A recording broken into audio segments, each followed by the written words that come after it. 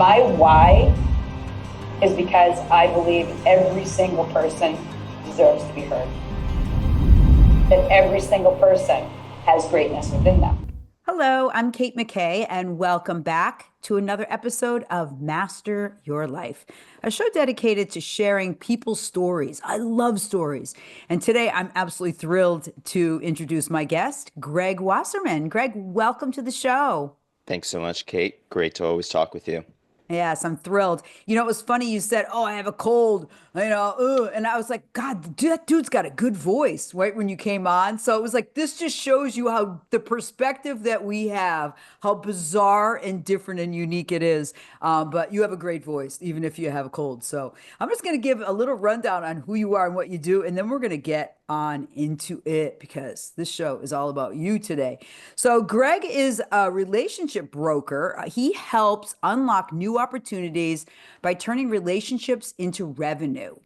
His work spans SaaS, digital media, and podcasting, helping PLGs, and he's going to explain all this, SaaS's companies build community driven growth, guiding organizations and developing strategic partnerships, and showcasing businesses on how to use podcasting as a growth engine.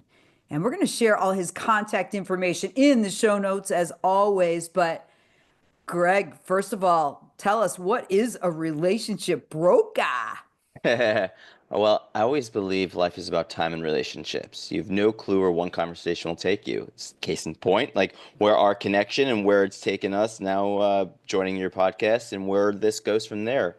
So it's how I've always lived, not knowing that that was the motto that I kind of lived by.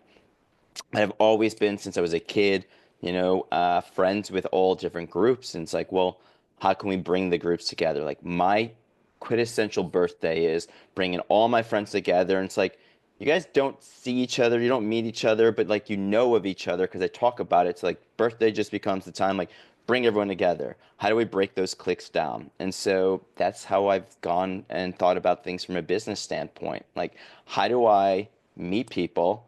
And all of a sudden, where my mind takes me is, who can I introduce you to? How can I connect you with? Whether it's good people meeting good people, or there's a business opportunity there, and how do we close business together? So that's kind of what I've done. It's a really unique strength. And I think that it's something I really want to highlight through our conversation because a lot of people aren't paying attention enough to see the uniqueness of other people and to even think about building a bridge. But it sounds like it's just in your DNA. It really is. I mean, I've got stories up to wazoo in terms of like, I mean, I can tell a good one that I literally just literally just happened to me. Um, During COVID, so I guess 2021, 2022, gentleman, Andy Paul, wrote a book and he posted on LinkedIn, hey, I wrote this book. I'm giving free copies. It's a great book about selling. I'm like, great, I want to learn. I got plenty of time. Signed up, got the free book, read it. Years later now, he's a guest on my mentor's podcast about sales. I comment on that LinkedIn post, thinking nothing of it, but I'm like, oh, I know this guy. Well, algorithms come into play, so now his post that he's doing show up in my feed, and he has someone talking about sobriety. And I'm like, oh, I know the people over at a non-alcoholic beverage. I'm going to reach out, create that connection, and then through my conversation with her, connected her with that brand, and now they're going to be able to do something together. There's no financial reward in here. It's just a matter of like, how do I create good connections? How do I see things that happen? And that I would never imagine signing up for a free book years ago would lead to how do I create good connections with people now that are no longer that weren't in my network. Like that's just how the brain works. And then it's the karma that you give out to the universe. It's how do you bring people together? Those are skills, those are just tactics that are second nature to me. And most people will be like, if I can't do anything today, I'm not thinking about you. So it never even crosses your mind. Or someone that you met 4 years ago, you would never think about creating that connection or leveraging that connection now. And I'm always doing that.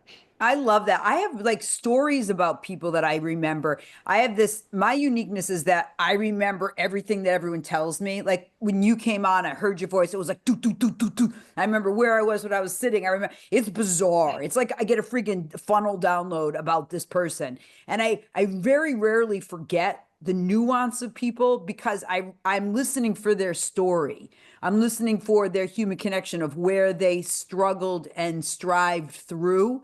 And I fall in love with people because I fall in love with the story. That's me. I don't go, all right, how am I going to connect? That's unbelievable about Greg. I wish I had that to be able to hook you, to be able to say, boom, boom, boom, like from a strategic perspective. I'm a strategic person on ideas, not people. So I just maybe I can hone it though, Greg. Maybe I need you to mentor me. So, so how was this? How did you experience this superpower? Because I'm going to call it that as a young kid. Did you find yourself that you were more sensitive than other people? Or I guess what would your mother say about you? I'm going to ask you that because you just mentioned your mom and said she had a cold too. But what would she say about you? How would she describe you as a child? Social butterfly, lots of Ah, energy, always moving, always talking, always going. I get it from her. Like that is the attributes from my mom. You know, it's very relationship driven. It's all connection. I'll give you the shirt off my back, which also leads to, you know, the mental health journeys that I've gone down. But like, yeah, that's ultimately it. It'd be like you're a go go go. Greg's not going to sit still, and he's going to make friends with everyone. And that's truly how I've continued to do things. and so she encouraged well because she modeled them, Yeah. and so you never felt bad about it, like, oh God, I don't fit in? Or how did that manifest into mental health challenge? Because it seems like, oh my gosh, you're so on top of your mountain to me, just the way you come across, because you have a beautiful sense of confidence. And I would say it's almost like a sense of calm around you, even though I know you're high energy and your mind's always working, but there seems to be a knowingness about you. And I'm wondering, is that inborn or did you go through something, a pivot? I mean, it definitely went through a pivot, you know, but that, like, what you feel when I finally crashed and I told people I was crashing, no one, they're like, hold on, you seem like the most happy, glass half full. I Wow. would never know. And you just get really good at, as my therapist likes to say, it's like you get really good at repressing or shutting down certain things that you would not know. But something was going on internally that finally led to a breakdown. But yeah, Can there's you that's talk to us more about that? Because you and I obviously talked about the loss of my son, Will, to suicide in 2017. And he was that spiritual kind of connector to kind of energy. And you would never know it. You'd be like, that dude he just is brewing out some like peace, love, and granola kind of energy. He was a Buddhist. He was in a Buddhist monastery. He was just like all about the love connection. That's the feeling, right? So I think that's why people were so disrupted by his death. He wasn't on Skid Row. And that's the part that it was hardest for me to explain to people. They're like, oh, he must have been really depressed. I'm like, not by all appearances. And in some ways, I don't know. I think that he did have his journey was supposed to be as it was, and I have peace around that, honestly, Greg. But what was that for you? Different from that. Like, what was that for you? You being Mr. Positive, you being the love and connection, you being the people person, and yet you crashed.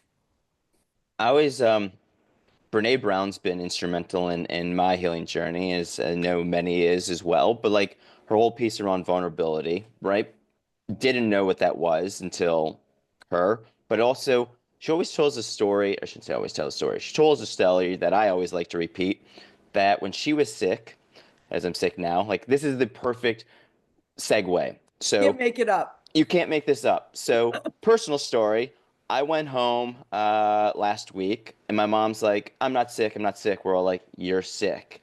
And then the next morning, she's like, admits that you're sick, right? So I'm like, oh, wow, I do this too. So the Brene Brown story is when Brene was sick, her parents would do everything to take care of her. Loving parents, you need to stay home from school, chicken soup, whatever it is. But when they were sick, what did she see? This quintessential thing that I just saw my mom do.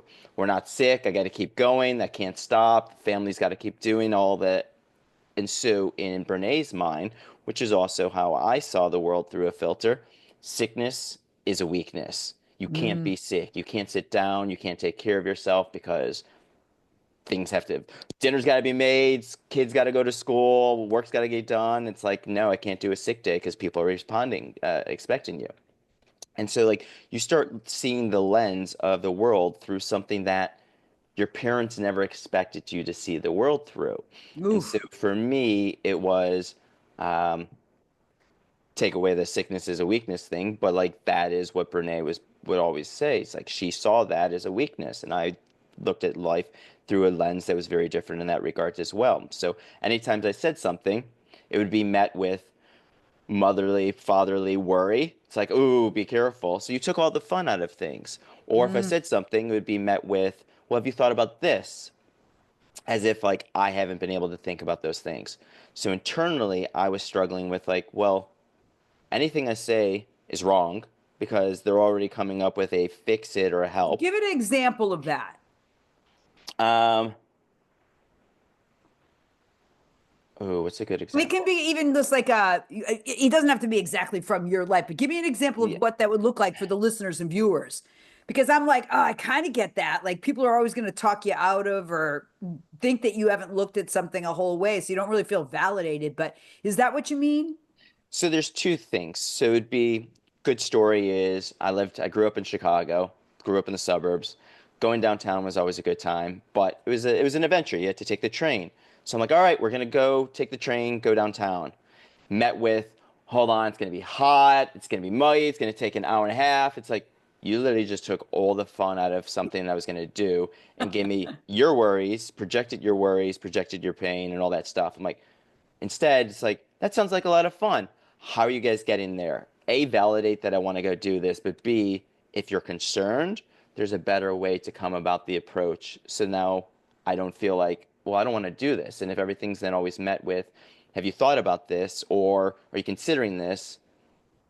Then you're not even validating, you're not even looking at me going like, oh, what have you done? Ask the question. And that's why I say we have a fix it mentality in a I Me get Too that. world where it's Mhm. like you think you can connect or you're trying to help, but in reality, you're not helping because you haven't even asked if the person needed the help in the first place. So it stinks then, especially because I think if you're a positive person, so then where was the disruption for you in that model?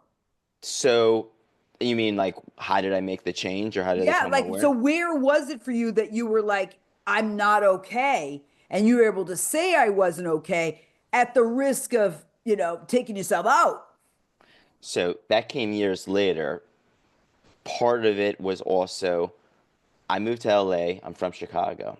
So my father got sick, and there is I have to do these things that my parents want me to do, but this doesn't feel aligned with what I want to do. And so it was always this struggle of, I want to be a good kid. I want to do these things, but like these things aren't what I want to do, and this just doesn't feel. So there's just always this internal, but I didn't know. And then the external side is I'll just hide, right? Like you would know that anything's going on, but internally things just didn't feel right. COVID happened, world shuts down. Greatest thing in my mind was, well, the world is hurting, might as well go heal. So I started healing myself.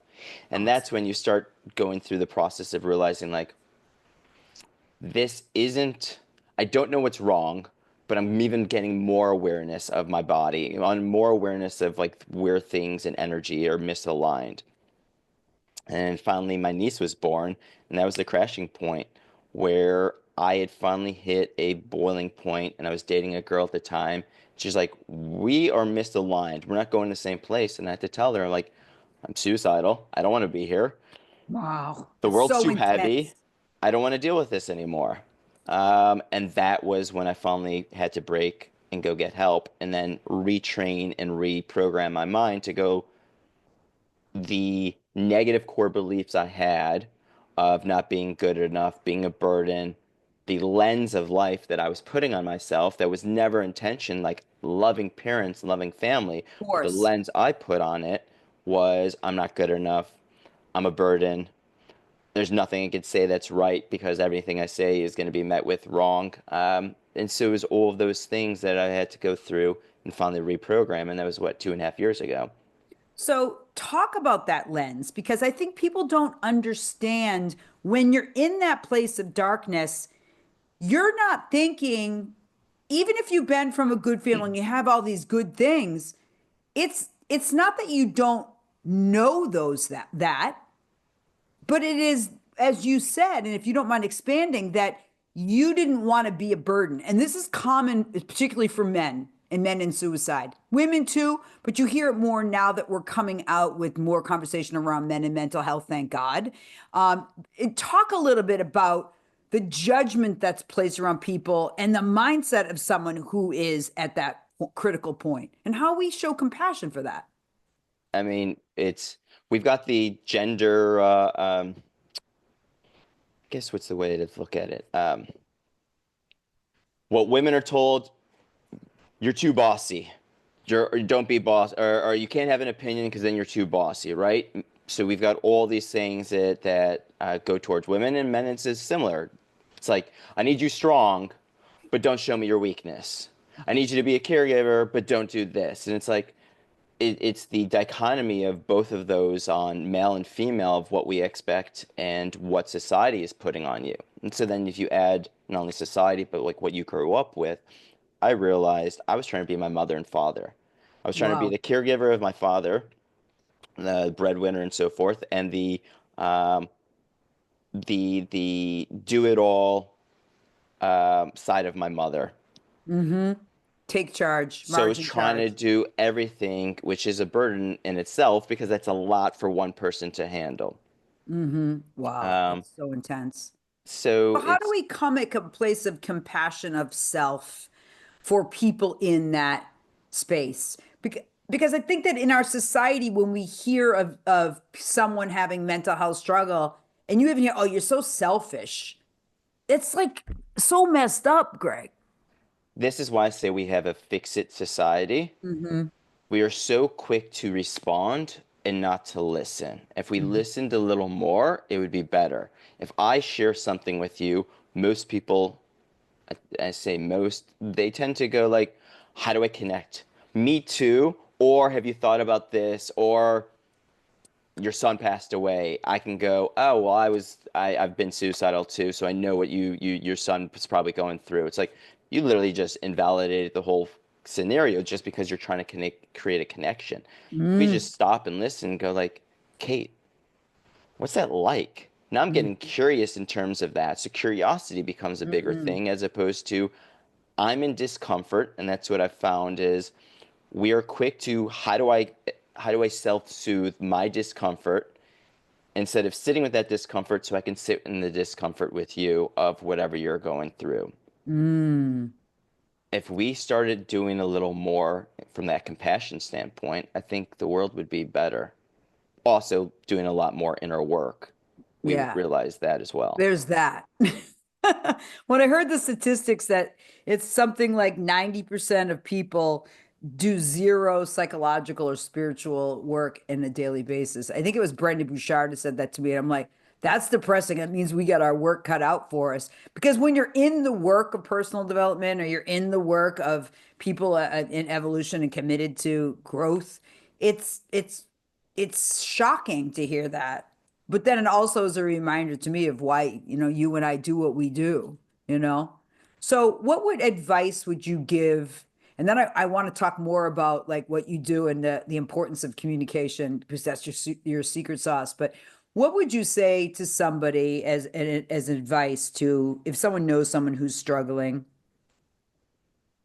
Be open, but at the same time, like, you don't know.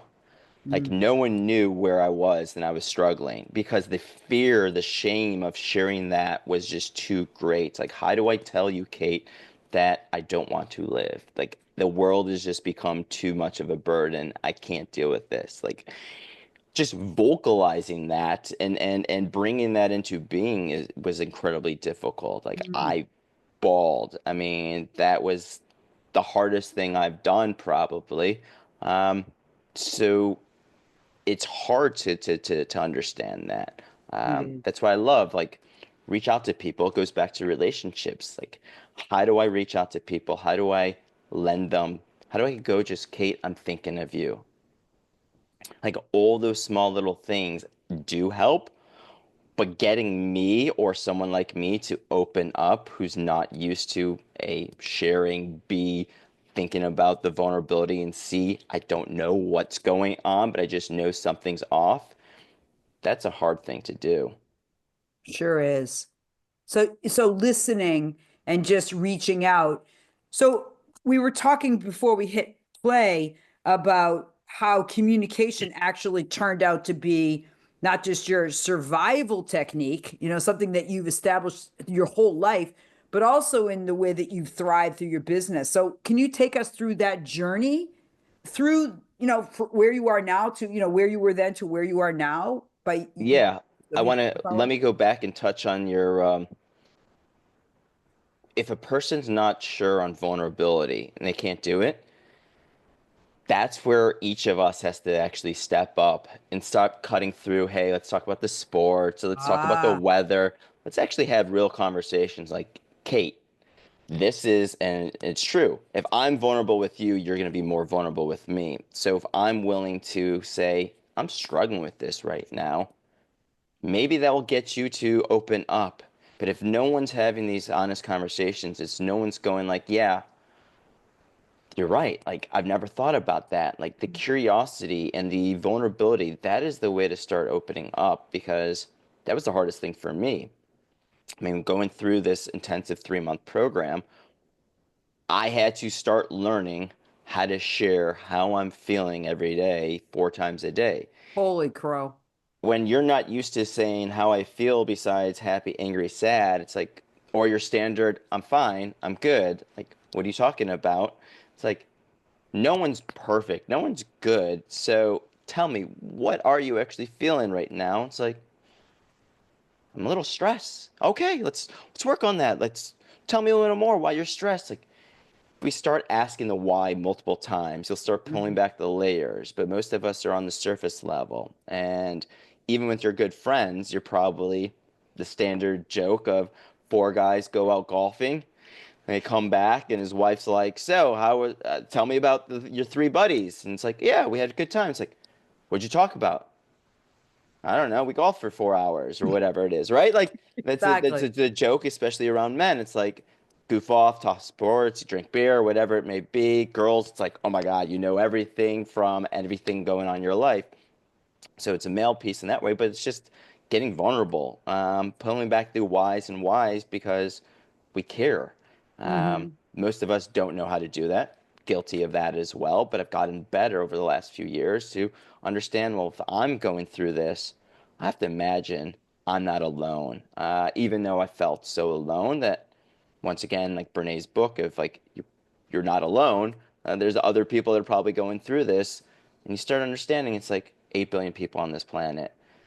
We all think we're all individuals, but a lot of our shared experiences, and that goes back to then relationships and understanding like how do we start breaking down those walls? How do we have these honest conversations, which is also why I love podcasting and being connected to someone like yourself, because it's like we can pull back those. Like when we first spoke, like we had that great, let's have a raw conversation, pull it back, know who we are, and that's how you create the connections. But most of us aren't doing that in our day-to-day life.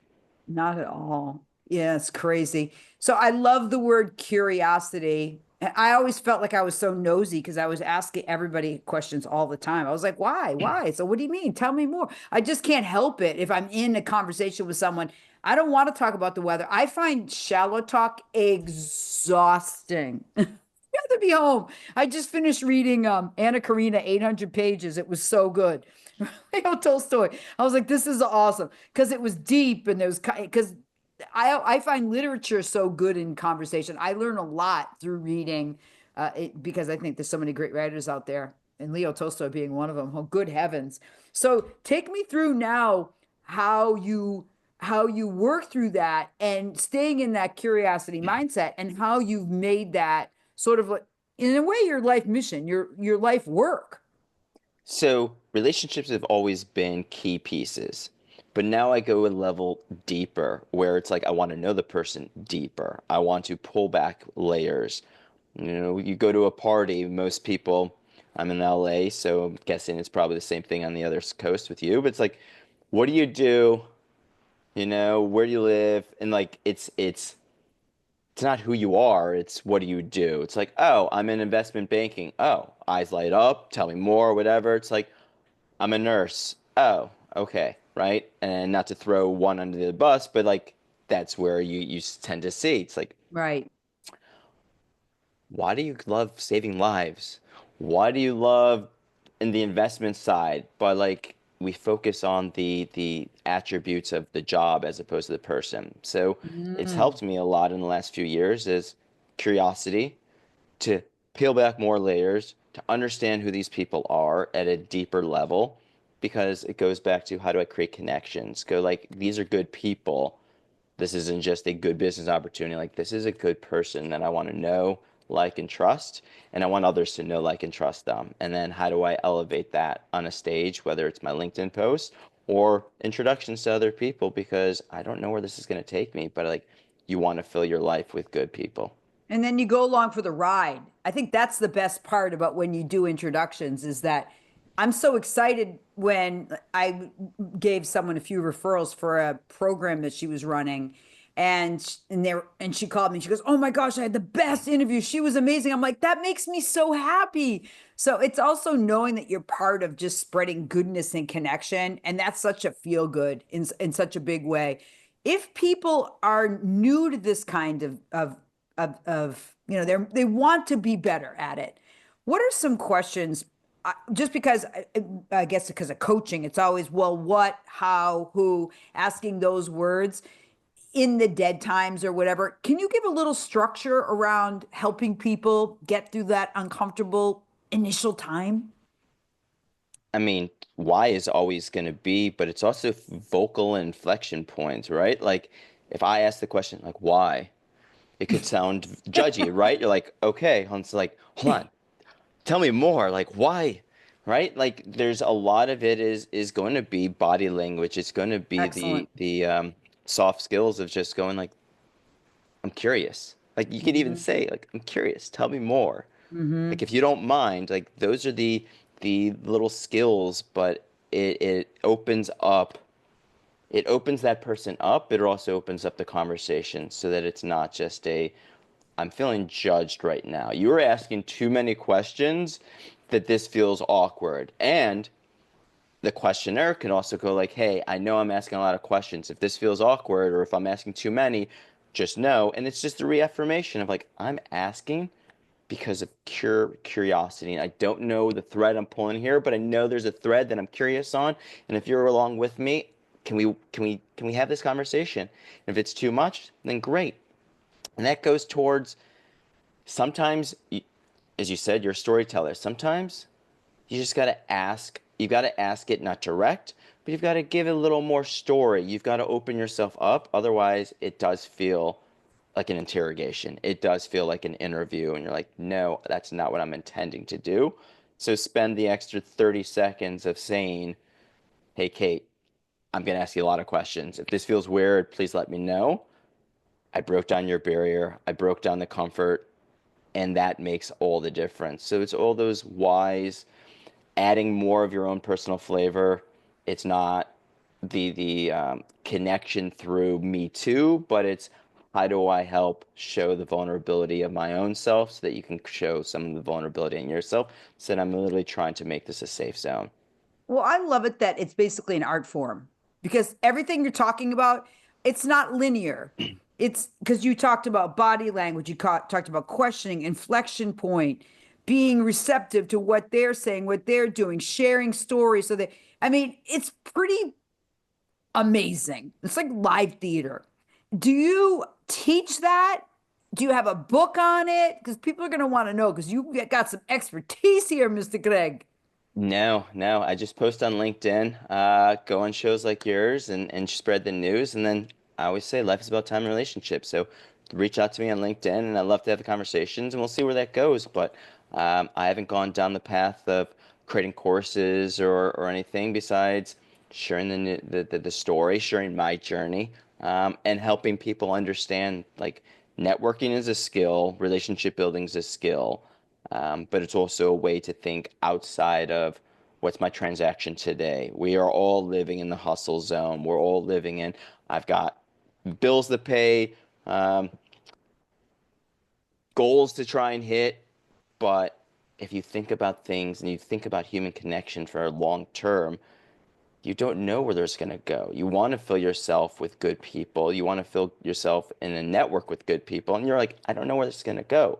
Like, that's the biggest thing take away from this is like, share more of yourself, but also open up the conversations because you don't know where they're going to take you. How do you handle conflict? The reason why I'm bringing that up is because as we grow and evolve, and particularly like thinking about even who you became after you those 3 months of learning how to communicate who you are, did relationships around you change? And part one. And part two is, how would you suggest that people manage letting relationships move along when you've potentially outgrown the relationship? That's a valid boundaries, something I didn't grow up with. So it's Mm. something I've kind of had to learn and realize if I'm putting all this effort in, but no one's putting this effort back, most people end up stopping. And they're like, well, why am I the one always doing this? Have that conversation. Go like, hey, I feel like I'm always doing this because back to your point at the beginning of this is I have a cold, but you're like, you got a good voice. So it's all about perception. So you have no clue what the other person is like, oh, I thought everything was cool, but you're feeling this. Like it's communication. So yeah, it has changed a lot in my relationships. How Something was that? Like I'm thinking about it, if you felt like you were carrying the burden of your parents in some way and being all of that, and then all of a sudden you're playing a different game, and I can imagine that you're more like the teacher to your parents because that's what happens when we go through this. Did that was that difficult? it's it's been a great learning lesson. Like my mom, I was home a month ago and we had a conversation that never would have happened 2.5 years ago where we were vulnerable and I've gotten her to open up. Part of it is a parent. She's always says like, you're my kid. I'm the parent. These aren't conversations. I'm like, I'm a grown man. And Yes. yes, I'm still your son, but I need you to model certain conversations with me because at the end of the day, we are still two humans living in this world, even if our structure is son and mother. Wow. And some of that is peeling back for her and realizing like, you're right. I will always think of you as a little child, but I realize you aren't that child anymore. So there's a protection, there's mother, but like getting her to see some of that so that we can have these conversations. One of my favorite movies is Pleasantville. And if anyone hasn't seen that, imagine you've got modern day family and this kid loves black and white TV and your Leave It to Beaver style show and somehow they get sucked into the movie and he's now the son of this perfect family and as it unfolds, nothing's perfect, so things start coming to fruition. And realizing he's now teaching this mother and his mother in the real world, I may be a kid, but I'm still smart. I still have experiences and I still have thoughts that like I could teach you just as you can teach me because we are humans. We do have that. So it's understanding that. Yeah.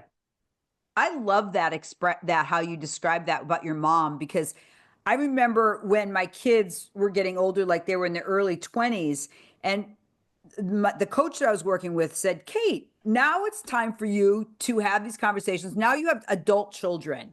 And then you can say to them, listen, we're both adult children. I'll always be your mom, but this is how I want the relationship to go. I want us to have fun. I want there to be respect between us. I want it to be encouraging. How would you like this to be?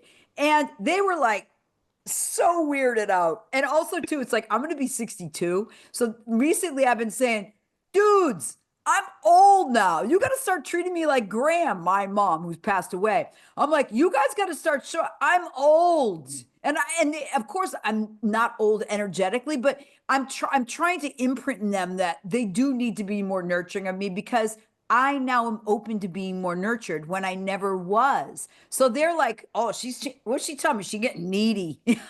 But do you know what I mean? I'm like, and you guys need to do something for me on Mother's Day because I've done like probably what I've let them off the hook way too much that they don't have to take care of me. And that was a disservice on my part and also for them. So that's why I think we can have these moments as teaching points. But also infusing a little humor doesn't hurt. You bring up a really valid point. Our we're not going to be here forever, but how do we see ourselves, right? I'm 42. I still, You're such a I don't look, baby. I don't look that young. I look that old. I don't act that mature at times, and I can still hang in many ways a younger generation. But at the end of the day, I'm still 42. So those thoughts are like, hold on. When I look at like 20-year-olds, I'm like, oh. I may look like I'm 20, but I don't look like them, right? So you have that whole, but it's just the mental piece of like, as you said, I'm 62 now. A trigger finally hit going, oh, I'm not as young as I used to be. I may feel young, I may act young, but like I'm not.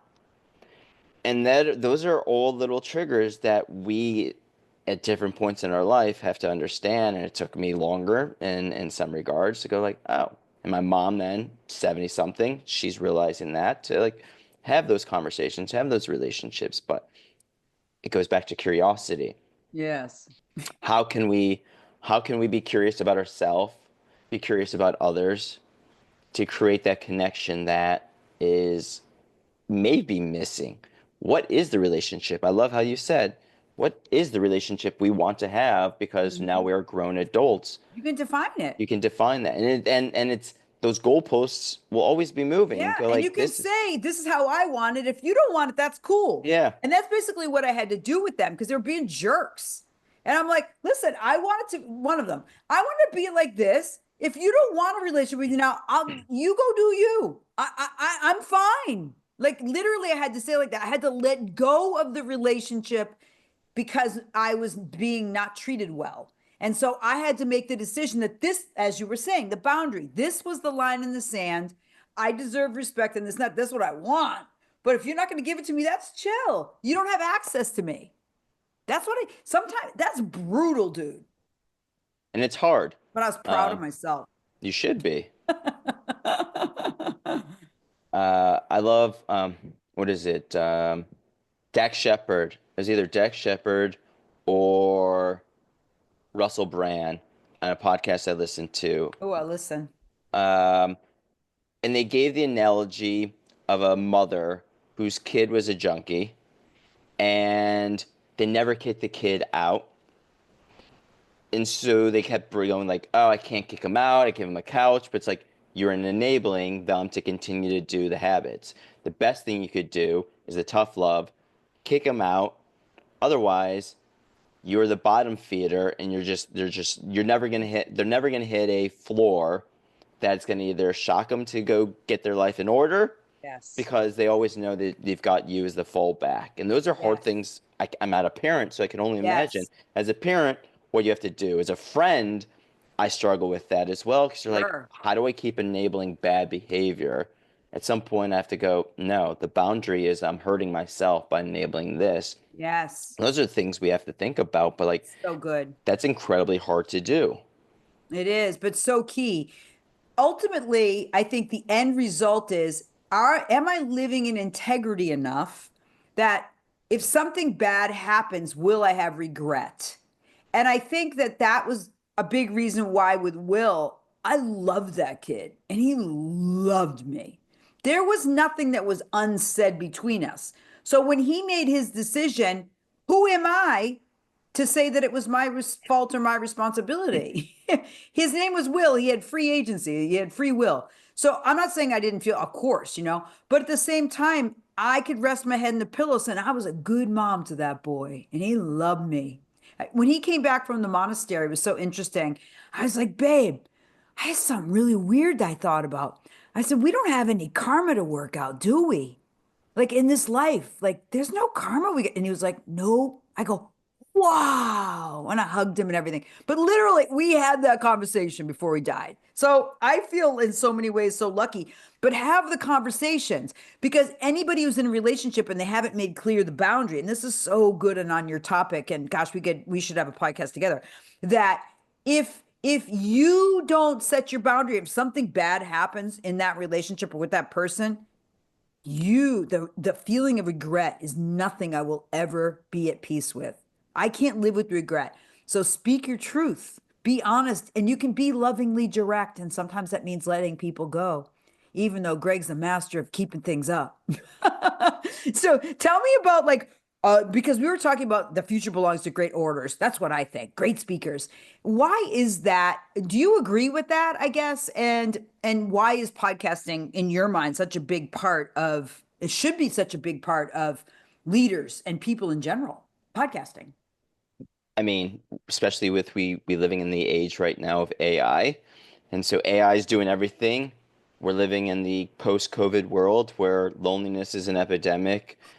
You look at the stats about how little we connect with people. I mean, I live alone in an apartment, so I may go a week without actually physical contact with someone unless I see him and out and about.